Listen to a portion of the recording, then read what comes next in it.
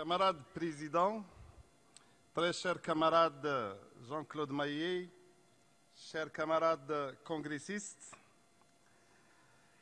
permettez-moi tout d'abord de vous transmettre les salutations des travailleuses et des travailleurs marocains affiliés à l'Union marocaine du travail et vous souhaiter plein succès à ce 23e congrès, non seulement pour les travailleuses et les travailleurs français, mais la réussite de votre congrès constitue également une réussite pour le mouvement syndical international, et ce par l'adoption de résolutions répondant aux aspirations de la classe ouvrière.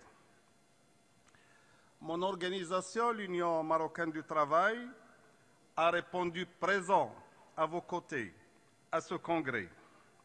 D'abord parce que nous partageons les mêmes valeurs du syndicalisme authentique et à sa tête l'indépendance syndicale de tout pouvoir, l'indépendance syndicale des gouvernements, l'indépendance syndicale des partis politiques et l'indépendance syndicale du patronat.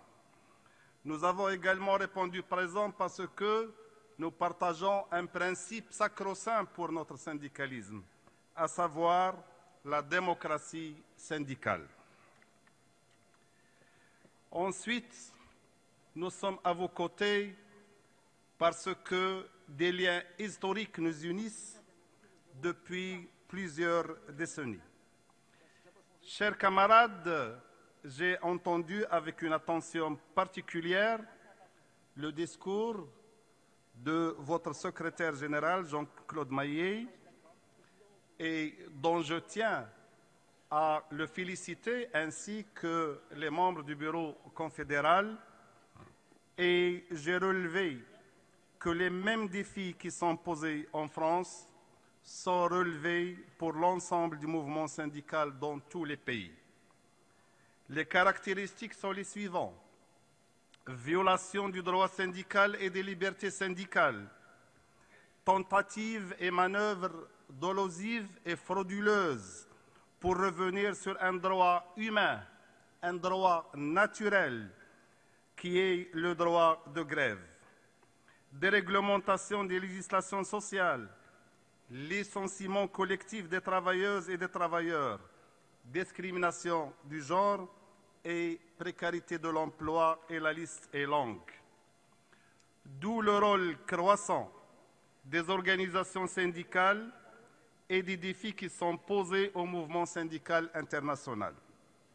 Face à l'offensive des gouvernements et du patronat, le mouvement syndical doit développer une stratégie basée davantage sur la solidarité internationale, et ce pour faire face à ces grands défis.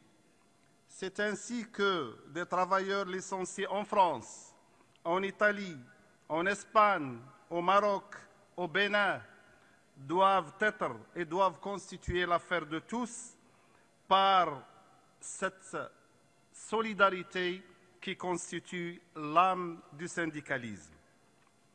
L'UMT au Maroc, organisation syndicale indépendante de tout pouvoir, fait face par tous les moyens militants pour défendre les salariés marocains, par des marches nationales, des grèves sectorielles, une grève nationale organisée le 29 octobre au Maroc et qui avait immobilisé tous les secteurs d'activité, et ce en signe de protestation contre la position du gouvernement qui tente également à revenir sur les acquis sociaux et pour pousser le gouvernement marocain à une saine conception du dialogue social et de la négociation sectorielle et nationale.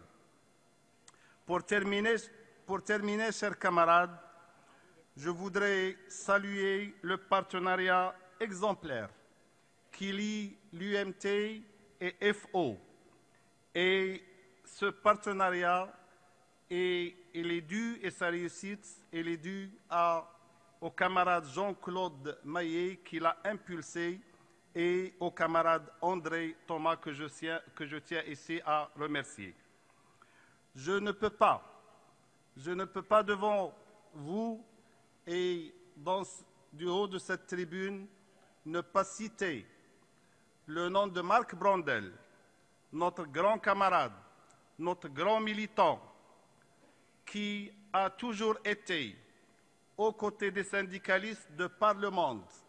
Et au Maroc, nous n'oublierons jamais sa présence avec nous aux côtés d'un défilé du 1er mai, lorsque mon organisation syndicale a été l'objet de répression antisyndicale. Il n'avait pas hésité une seconde à être au devant et avec les hommes et les femmes dans notre défilé en brandissant une banderole où il était inscrit que l'indépendance était notre force. Et c'est ici que je rends donc hommage à Marc Blondel. Chers camarades, je souhaite plein succès à votre 3e congrès. Je suis sûr que les résolutions qui seront adoptées seront au niveau des aspirations de la classe ouvrière française, mais déjà les prémices de la réussite sont visibles par la qualité des représentants, par la qualité de l'organisation de ce congrès. Je vous remercie et je termine toujours par cet adage qui est cher aux camarades des FO, mais également cher à tous les syndicalistes. FO, c'est le syndicat qu'il nous faut et je vous remercie.